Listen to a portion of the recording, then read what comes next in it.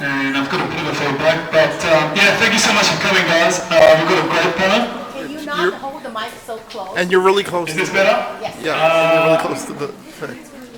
Maybe that's better. Yes. Cool. So this is probably about my third time doing public speaking, so excuse me. So thank you so much for coming, guys. Great turnout, and thank you very much for Yetizen for having us. Now, before we get started, the beer people wanted to have a shout. Beer person? Beer, sorry. That's my Australian accent. Yeah. And thanks to everybody for coming out. We're Holy Craft, and we do events. So if you guys like the beer tonight, come find us, and we'd love to do your event too.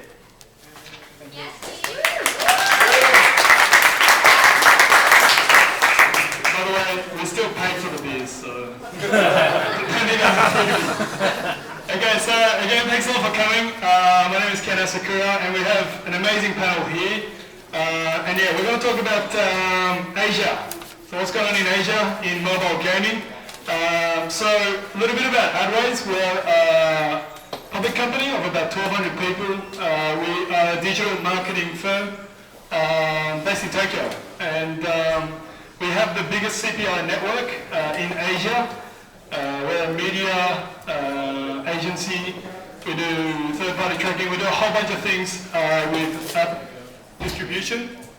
Yes. Much better. That's better. So the speakers there's up in here. Anyway, so in the last 3 to 6 months, we've had a lot of Western developers, both American and European, looking into Asia, and yeah, which is a great thing. I think it's a very it's a market with a lot of potential, and I think well, the guy over there on the right has showed us that European developers can succeed over there, right? Thank you. So yeah, these guys, hopefully they can teach us a little things about Asia, and yeah, so hopefully you guys can learn something about it. So, to introduce you to the panel, if they can introduce themselves. Want to start? Yep, please. Hey everyone, do you hear me well? No. Yeah. Is the mic on? Or? No. Well, it's on. Get it closer. Is that better? No. Okay, I'll just talk loud then. But does it work at all, or should I just put the mic away? It does work, okay. So my name is Erlend Christoffersen. I work for Supercell marketing, and been there since 2011. Before we had any games live, and it's been quite a ride. And then now, you know, several pivots. The biggest one, and I think the most game-changing one. Tablets first, focusing on that and launching Heyday and Clash of Clans for a little over a year ago now. And thank you very much for having me. Hello, my name is Takeshi Otsuka. I have been working for DeNA for 8 years, since 2005. I am a producer and engineer, and I moved from Tokyo to here about 2 years ago. Yeah, nice to meet you. Hi, Nick Beraudo. I'm the head of sales and general manager for the US at AppAnnie, so we're right down the street. Joined AppAnnie about a year ago, a little bit more than a year. Before that, I was at Blue Mobile for about 7 or 8 years. And before that, at Atari, and been in the video game space for about 15, 20 years. And thank you for having me. I'm very happy to be here, and thanks for being here. Hey everyone, my name is Scott Yu. I am the head of market development at Chartboost. Chartboost is the technology platform that helps mobile game developers do user acquisition and better monetize. So we're very focused on giving mobile game developers to control their business by providing them numbers where they can make very data-driven decisions. I've been with Chartboost. I joined Chartboost last year. I am kind of heading overseas operations and kind of leading the international strategic initiatives for Chartboost. And very happy to be here. Okay, let's go.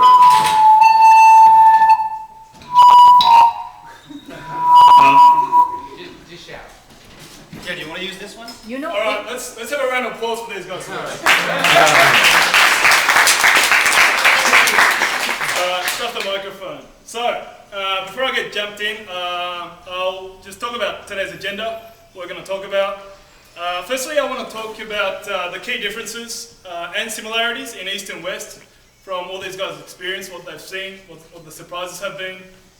Then we'll get into some importance of localization, graphics, banners, etc. Then we'll get into some business strategies in terms of user acquisition or partnership. Then finally, we're going to have some advisors from all of these guys if you guys are looking into going into Asia. And then we have a little, maybe about 10-minute Q&A, and we'll wrap it up.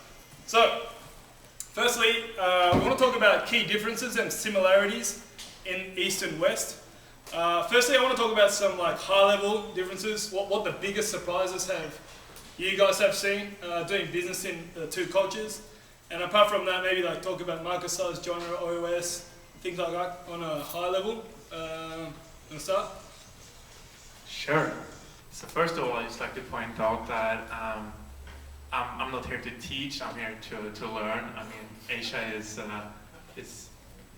pretty new to us, and so far we pretty much just only doing business in Japan. Also having in mind we're still only on iOS, and well, For how long? But how much money you make? No, that's irrelevant to this discussion. So that's coming up next.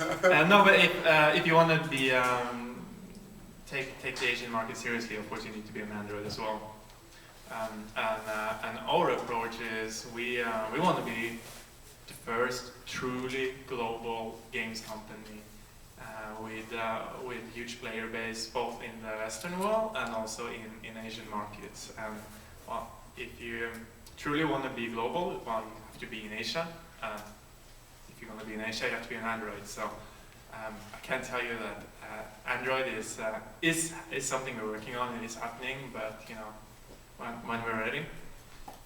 That said, there is one market that's still interesting, even when being on iOS only, and that's Japan.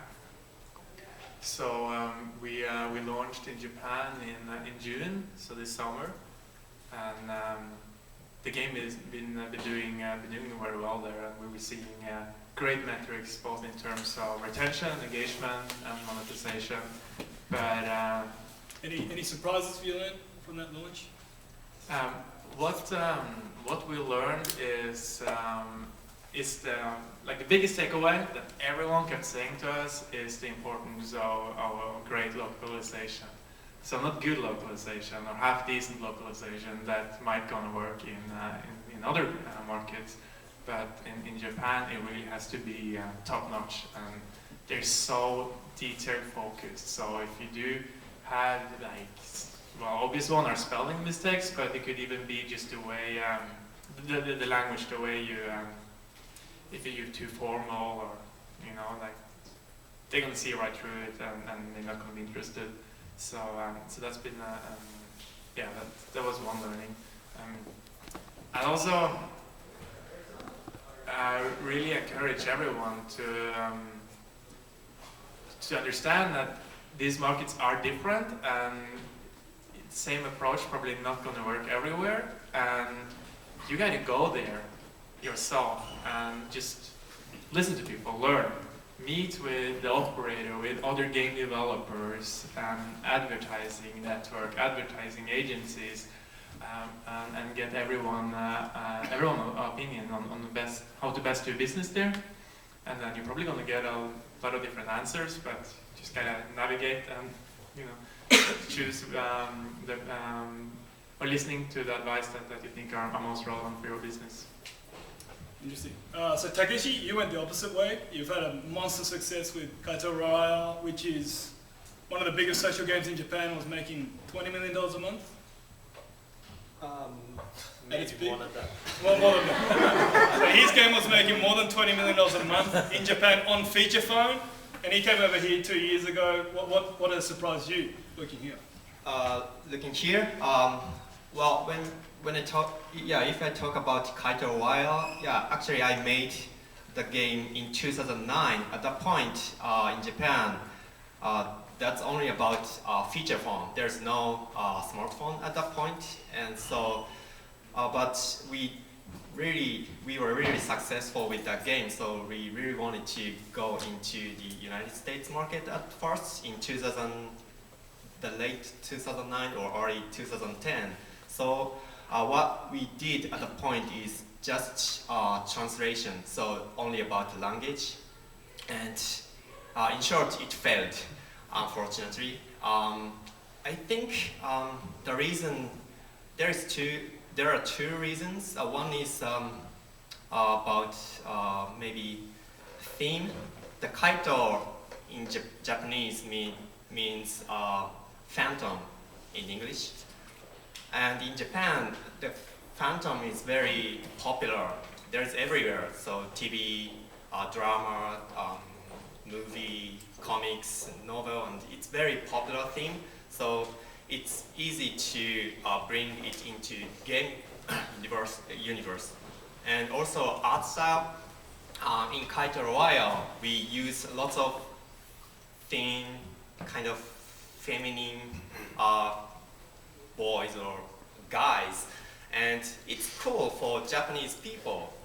Yeah, seriously, but it Doesn't translate well. doesn't translate well in the United States, but also probably thin feminine guy characters, generally that don't work in the United States, and we didn't know that, so we failed. In short, probably game mechanics wise or live operation wise, I think it still have a chance with the same mechanics we had. But actually I was very surprised, and for the first 6 months or 1 year, we couldn't even find any reason why we are so unsuccessful. Comparing to Japan, it was very surprising to me. Okay, Nick, you're the numbers man here. Well, I'll talk a little bit about what you just said. About I think the game engine and the game mechanics. I think when you have really good game mechanics, localization is important, and to a certain extent, culturalization. But I think that you guys proved that when you have a really solid game mechanics and you get good localization of just the basic things within the game and not so much the mechanics, you can be really successful. So I think that's really important. You guys really proved it. I don't think there's many games. Some games from Gameloft actually have been pretty successful in Japan. Some Eastern companies have done well, but I think you guys were, to that extent, were the first ones.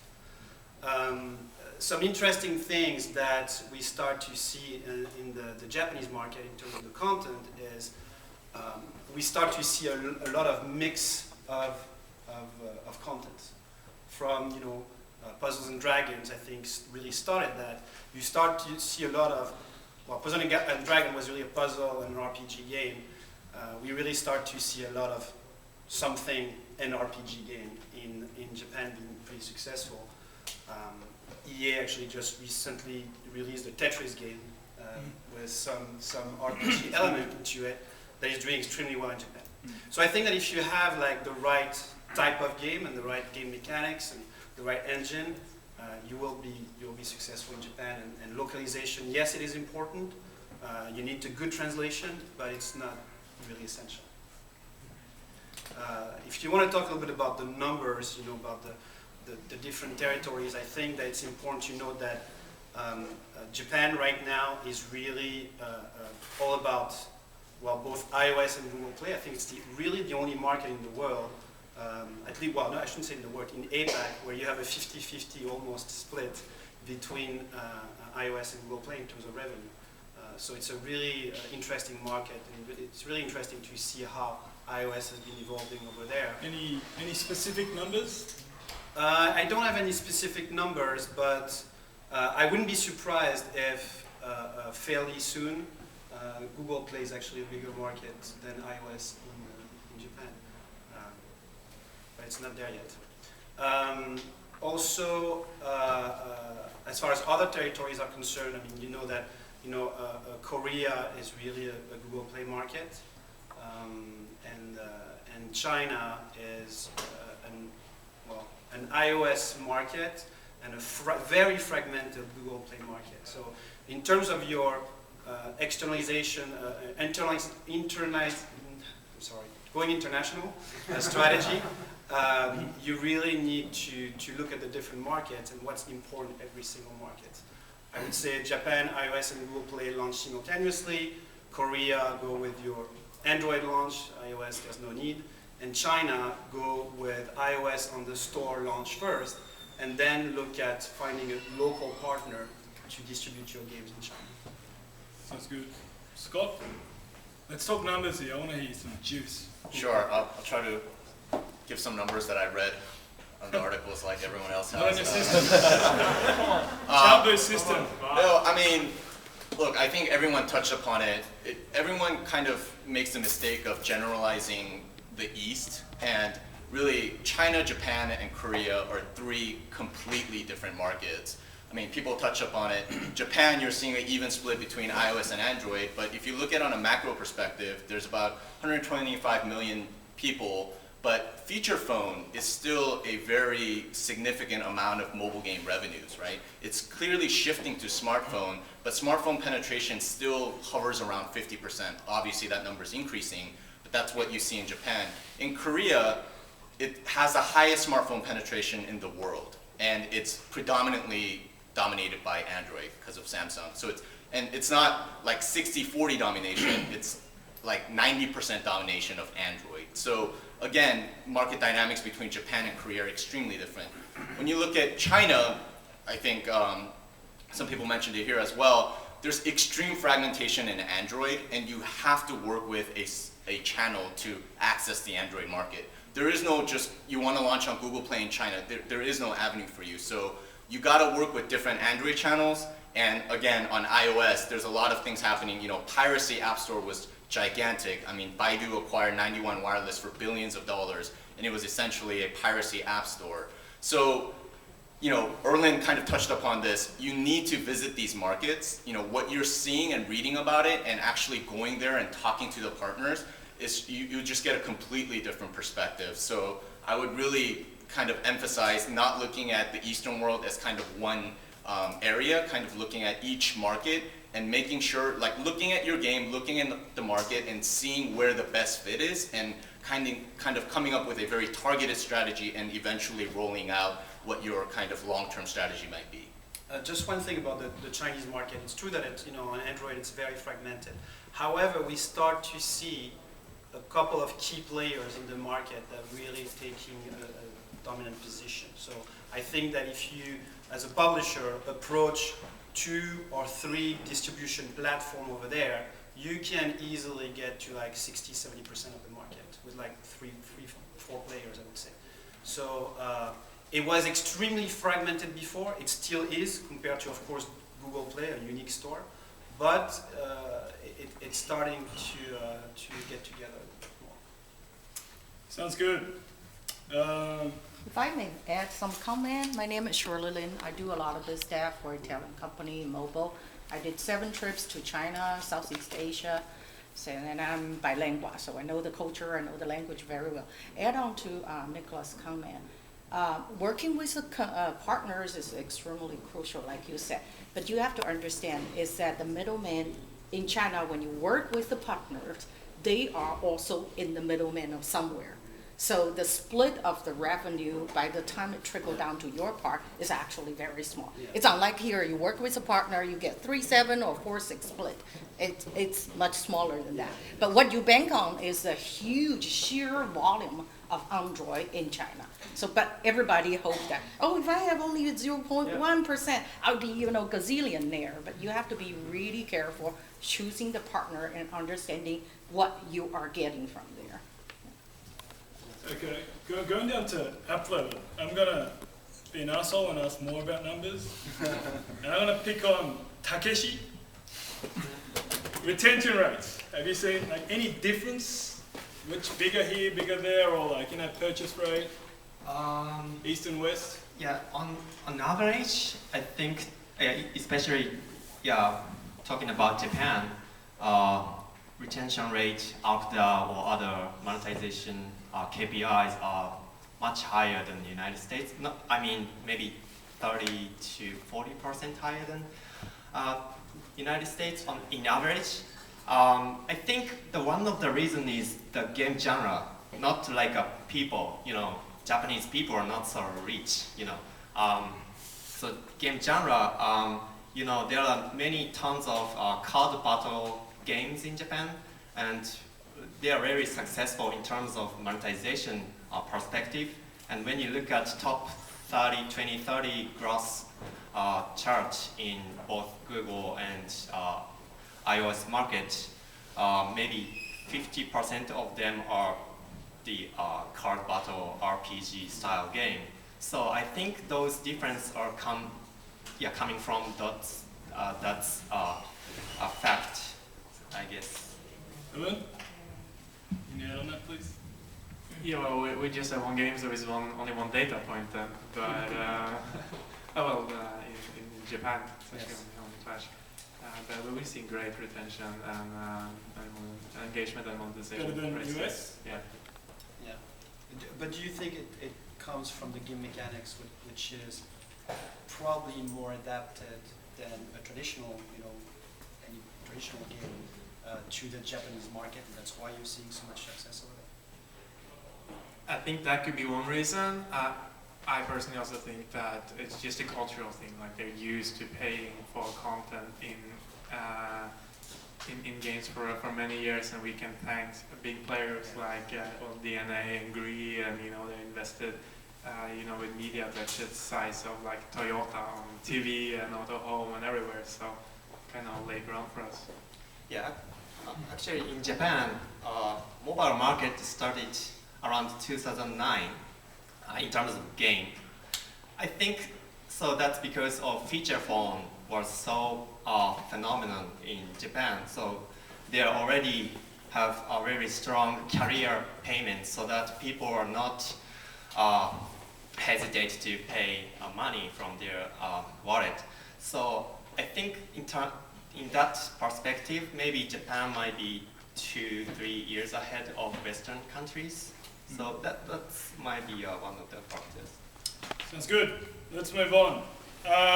So, Erlend touched on it before, importance of localization. So game mechanics, culturalization in terms of like text, but also like graphics wise, icons, screenshots, banner designs. Scott, do you want to take on this? Yeah, I could touch upon it, but I'm sure the game developers might have a better perspective. But Banner design and stuff? yeah, so for our interstitial design, we always ask our game developers to definitely localize. Obviously, have a lot of kind of interstitials and banners you see out there have English messages, but obviously local language will have a higher click-through rate and higher conversion. I think they also touch upon it. Graphics is extremely important. Takeshi kind of touched upon it. What characters are wearing and how the character is posing versus in the Western world and the Eastern world, I would say is extremely difficult. So again, it's not only just localization of language, but I would say the culturalization of kind of the different graphics you should use that resonates better with the users. We're seeing a much better conversion. So in terms of people trying to do user acquisition, when they kind of spend more time in the design and the creatives of these interstitials that they're using, we're seeing a much better click-through rate and conversion rate across the board. Do you think you actually need an Asian designer to do this? I mean, again, it's about how much resources each game developer has, but I think to really understand, the game developer needs to be in market and kind of see what's out there to try to understand what are the subtle differences. So, but obviously if outsourcing it to an Asian agency is the right business strategy, then of course that could be an option. Yeah, and also definitely the theme of the game I think is important. I remember when I was at Google, we launched, I don't know if you remember a game called Eternity Warrior, and that game was launched in the US market. We're not planning on launching it in Asia, and we localized the game, and it was a very, I would say, basic localization, not culturalization, we didn't look into balancing the game economy or anything like this. It was really basic translation and localization work. And the big game, as soon as we launched the game became one of the top selling games in Korea. And it was because of the theme of the game. It's, it's a top-down action-adventure game with a medieval feeling and everything, and it was very successful at the time in Korea. So I think the theme also is really important. Did that success surprise you? Yes, Yeah. very much, yes, absolutely. So you never know what's going to Yeah, be exactly, successful. absolutely. Yeah. Well, we had an idea because we looked at our catalog and we were really entering into Korea at the time, and we looked at the overall catalog, and we had Gun Brother, I don't know if you remember all those titles, and really that was the only one that we felt had kind of like, an Asian feel to it, and we were right about it. It was very successful. Takeshi, you want to talk about maybe? In addition to art and theme, its importance, I think also live operation or live events are very important for Asian market, especially in Japan. People are kind of expect a game to provide with a weekly event with new content or new environment. So people's expectation in Japan and here is quite different in terms of the live operation perspective. So I think we should, Western developers really need to learn about what Asian developers are doing in the daily operation in the game. So that actually it's not only for our retention, but also a monetization perspective. Live events are very key to success in retention and both retention and monetization.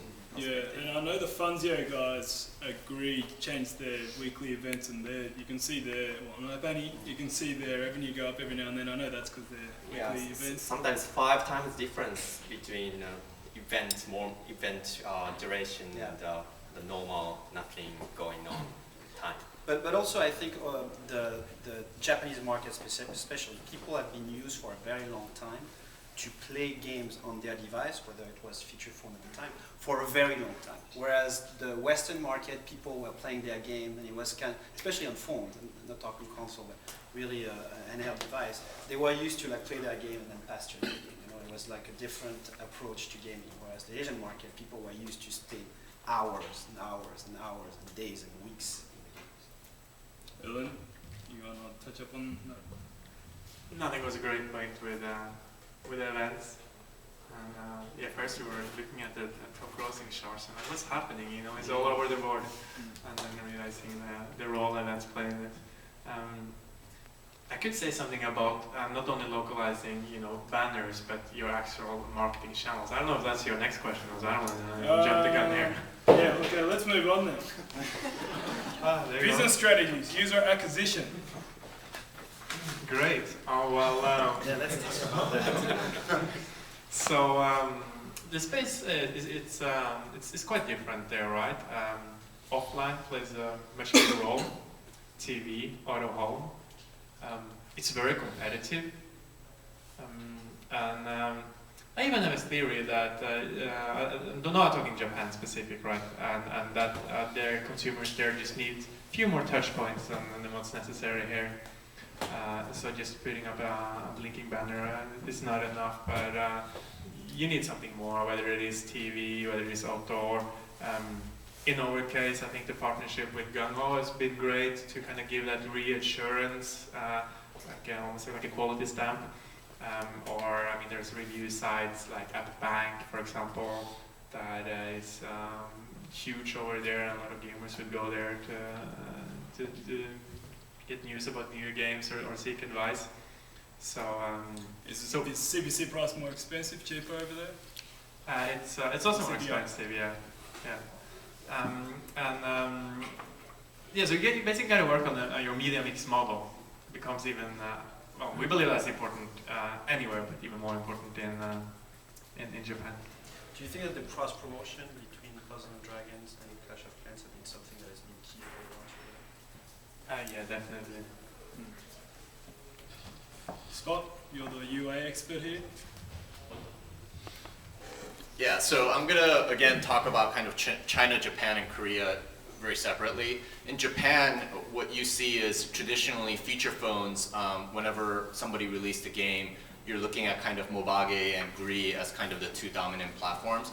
As the switch to smartphones happened, Gung-Ho kind of showed that you can go directly through iOS and Google Play and make a very successful business.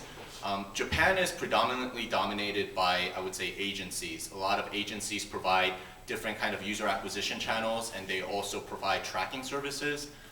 So Japan, I would say, is kind of agency dominant. In Korea, it's Android dominant, but really you can't talk about Korea without talking about KakaoTalk. It's kind of the first messaging platform that transformed itself into a gaming channel.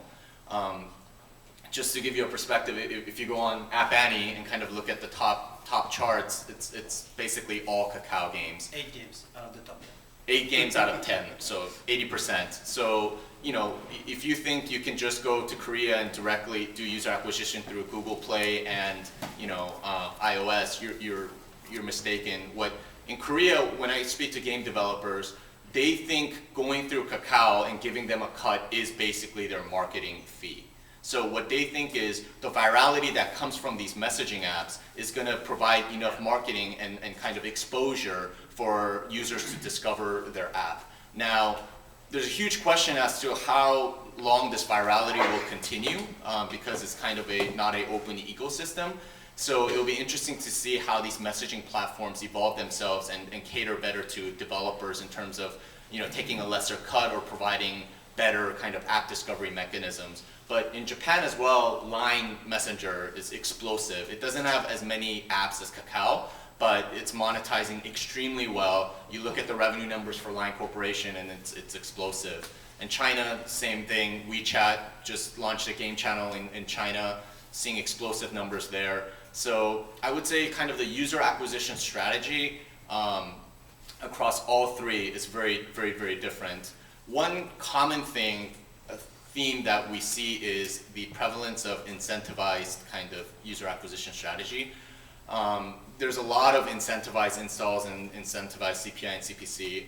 Chartboost is primarily just a non-incentivized CPI network, and what we're seeing is a kind of a gradual shift of people moving away from just looking for incentivized traffic, just getting eyeballs, because they're realizing that what matters in a long-term strategy of a game is the actual quality of users. Obviously, the quantity matters in the initial launch, but to get that higher LTV and higher retention rate, the quality really matters. So we're seeing a gradual shift in kind of developers thinking about doing user acquisition through non-incentivized channels.